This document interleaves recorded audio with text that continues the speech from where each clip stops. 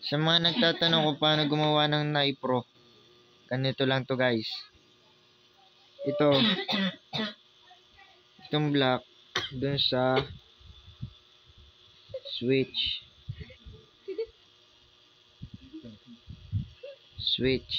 Yung black.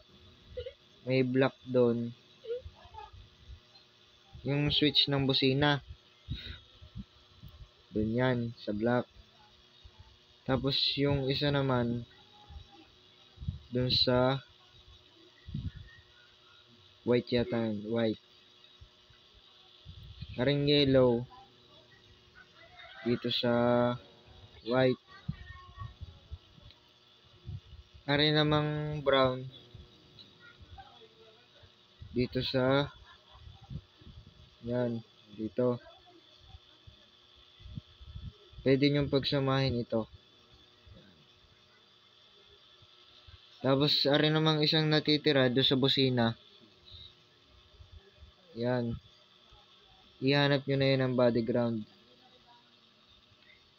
Yan.